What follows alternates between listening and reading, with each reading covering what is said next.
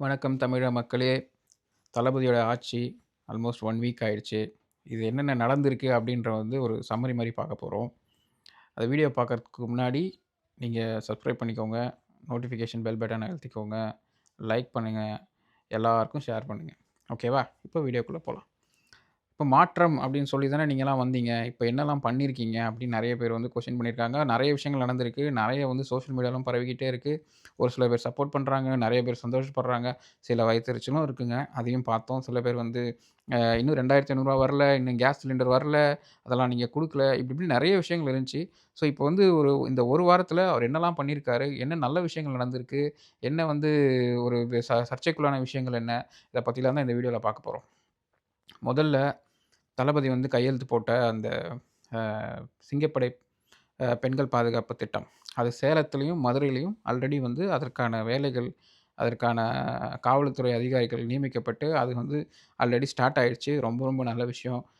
தமிழ்நாட்டு பெண்கள், மகளிர் அதிகமா எதிர்பார்த்த விஷயம் 1. 2வது போதைப்பொருள் தடுப்பு. அவரு சொல்லியிருந்தாரு, அதுக்கு ஒரு ஸ்பெஷல் கோட் போடுவோம்ன்னு. இந்த 1 வாரத்தில மட்டும் நான் கேட்ட வரைக்கும் ஒரு 4000 கிலோ கஞ்சா பறிமுதல் பண்ணியிருக்காங்க. All over Tamil Nadu. 4000 கிலோ யோசிச்சு பாருங்க. ரொம்ப பெரிய ஒரு கன்சைன்மென்ட் அது.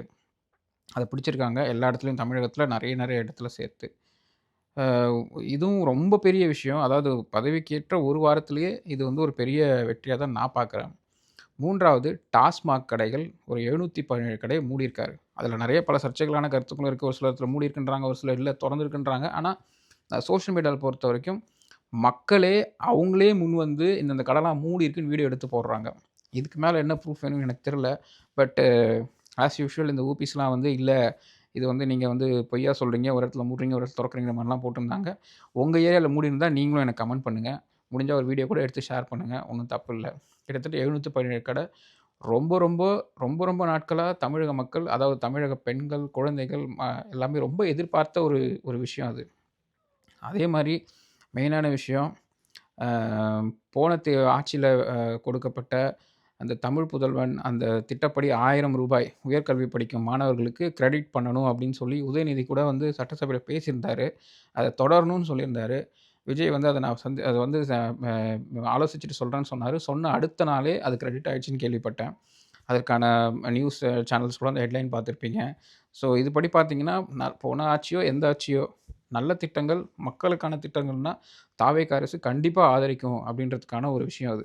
இன்னொன்னு. இன்னொன்னு பார்த்தீங்கன்னா, அரசு ஊழியர்கள், ஓய்வூதியம் பெறுபவர்களுக்கு அகவிலைப்படி 58லேருந்து 60ஆ உயர்த்தியிருக்காங்க. இது ஒரு ரொம்ப நாள் கோரிக்கைங்க. எனக்கு எனக்கு தெரிஞ்சு இது ரொம்ப நாளா முந்தைய ஆட்சி, அதுக்கு முந்தைய ஆட்சியில கூட இந்த கோரிக்கை வைக்கப்பட்டு, அத பெருசா யாரும் கண்டுகொள்ளாம இருந்து, இப்ப அவர் வந்த ஒரே வாரத்தில அத பண்ணியிருக்காரு. Government employees. அதோட முக்கியம் இந்த பென்ஷன் வாங்குறவங்களுக்குலாம் இது ரொம்ப கிட்டத்தட்ட ஒரு 16,00,000 பேரு மோர் தென் 16,00,000 பேருக்கு இது யூஸ்ஃபுல்லா இருக்கும் அப்படின்ற மாரி போட்டிருந்தாங்க. இதுல ஒரு 1,230,00,00,000 ஏதோ அதிக செலவுனேம்னாங்க. பட் அது ஓகே அப்படின்ற மாரி தான் எடுத்திருக்காங்க. இன்னொன்னு டாஸ்மாக் கடைகள் எல்லாமே இரவு 8 மணிக்குள்ள மூடப்படும். அது இன்னொரு விஷயம். முன்னாடியெல்லாம் 10 அப்புறம் பிளாக்ல 12 காலையில 12 மணின்றது இல்லாம காலையில 6 மணிக்கே பிளாக்ல இந்த மாரிலாம் நடந்துட்டு இருந்துச்சு. இந்த மாரி நடந்தா கடுமையான நடவடிக்கை எடுக்கப்படும். அந்த கடையே இழுத்து மூடப்படும் அப்படின்ற மாரிலாம் எச்சரிக்கை குடுத்துருக்காங்க. ரொம்ப நல்ல விஷயம். இப்ப டாஸ்மாக் மதியம் 12லேருந்து 8 மணி வரைக்கும் தான் இயங்கணும் அப்படின்ற மாரி ஒரு சட்டம் கொண்டு வந்திருக்காங்க.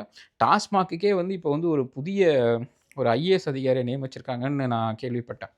அ ஒரு தமிழக அ அ ஒரு ஏழ்மையான குடும்பத்திலருந்து வந்த ஒரு ஐஏஎஸ் அதிகாரிய தான் நியமிச்சிருக்காங்க. தளபதி அவர்கள் டாஸ்மாக்க ஃபுல்லாவே ஒரு மாரி ரீவேம்ப் பண்ணணும் அப்படின்ற மாரி தான் அவங்கள கூப்ட்டு சொல்லியிருக்காரு. அடுத்த இன்னொரு முக்கியமான விஷயம் பார்த்தீங்கன்னா, அந்த 200 யூனிட் வரைக்கும் மின்சாரம் ஃப்ரீ. இதுதான் ஃபர்ஸ்ட்டு கையெழுத்தா தளபதி அவர்கள் போட்டாரு. அதில நெறைய சர்ச்சைகள் இருக்கு. 100 யூனிட் ஃப்ரீ இருந்துச்சு முன்னாடி அரசுல. நீங்க 200 குடுக்குறீங்க. அதுவும் 500 யூனிட் யூஸ் பண்ற குடும்பங்களுக்கு மட்டும் தான் அது 200 யூனிட் மின்சாரம் ஃப்ரீன்னு சொன்னீங்க. ஆனா உங்களோட தேர்தல் அறிக்கையில எல்லாருக்கும் ஃப்ரீன்னு சொன்னீங்க. ஆக்சுவலா தேர்தல் அறிக்கைய பார்த்தீங்கன்னா, அவர் எல்லாருக்கும் 200 யூனிட் மின்சாரம் ஃப்ரீன்னு சொல்லவே இல்ல. அதிலேயே கரெக்ட்டா போட்டிருப்பாங்க. தகுதியான குடும்பங்களுக்கு அப்படின்ற ஒரு வார்த்தைய சேர்த்து தான் சொல்லியிருந்தாரு அவரோட எலக்ஷன் மேனிஃபெஸ்டோல. அதே மாரி இந்த 500 யூனிட் மின்சாரம் யூஸ் பண்றவங்க யாருன்னு பார்த்தீங்கன்னா, கொஞ்சம் சமூகத்தில ஒரு ஒரு ஒரு மாரி middle class, lower middle class அவங்க தான் கம்மியா யூஸ் பண்றாங்க. Upper middle class, I mean upper கிளாஸ்லாம் 1000, 2000 யூனிட் மேல தாண்டி போகும். ஸோ அவங்களுக்கு அந்த மானியம் தேவைப்படுமான்னு கேட்டிங்கன்னா, ஒண்ணும் பெருசா அந்த அளவுக்கு தேவைப்படாது. பட் ஆனா ரொம்ப கம்மியா யூஸ் பண்றவங்களுக்கு கண்டிப்பா அந்த மானியம் தேவைப்படும். அந்த 200 யூனிட் மின்சாரம் வந்து அவங்களுக்கு வந்து ரொம்ப யூஸ்ஃபுல்லா இருக்கும். அதே மாரி பார்த்தீங்கன்னா, அட்மினிஸ்ட்ரேஷன் லெவல்ல நெறைய சேஞ்சஸ் பண்ணியிருக்காங்கங்க. சின்ன சின்ன சர்க்குலர்ஸ் வந்து கவர்மெண்ட் ஆஃபீஸர்ஸ்க்குலாம் போயிருக்கு.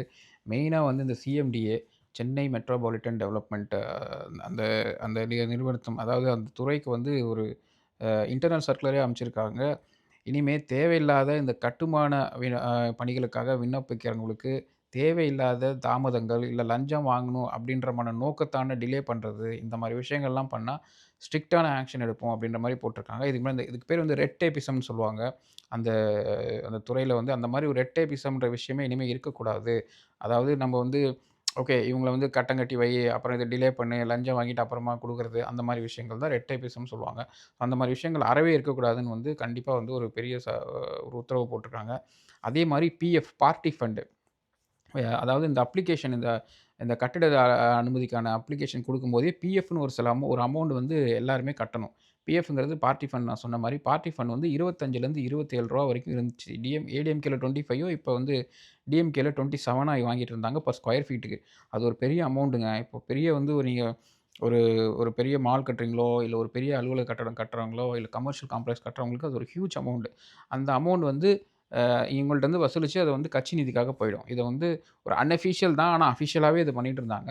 இனிமே அந்த பார்ட்டி ஃபண்டுன்ற விஷயமே வந்து இந்த அப்ளிகேஷன்ஸ்ல இருக்கக்கூடாது. அதுக்கான பணம் பெறுவதற்கான நடவடிக்கையே இனிமே வந்து அனுமதிக்கப்பட மாட்டாது அப்படின்ற மாரி சொல்லியிருக்காங்க. ரொம்ப ரொம்ப சந்தோஷமான விஷயம்.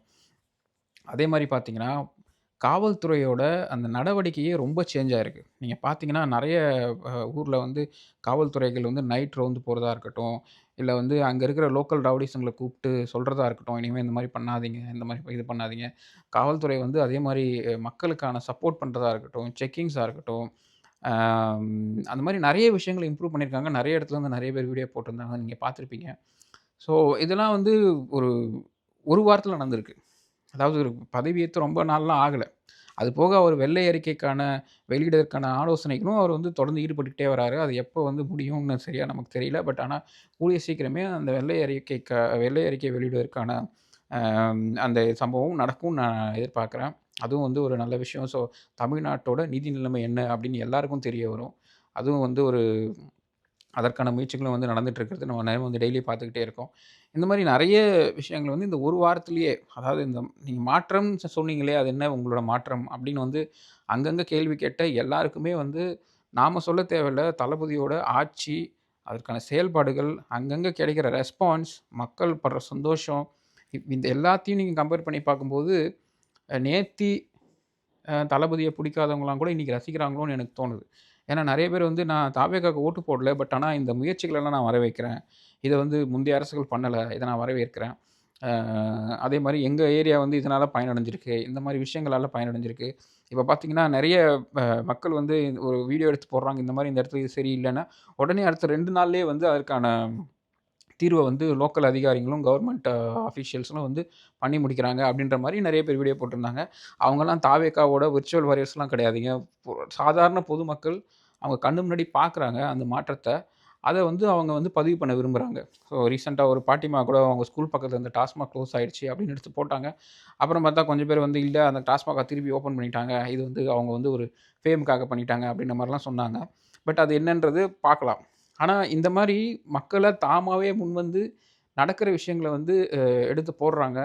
ஸோ, இதுதான் வந்து மாற்றம். இதெல்லாம் தாண்டி இன்னொரு பெரிய இம்பார்ட்டன்டான விஷயம். இந்த கடைசி 1 வாரமா தமிழ்நாட்ல எல்லாருமே சட்டசபைனா என்னன்னு தெரிஞ்சுக்கிட்டாங்க.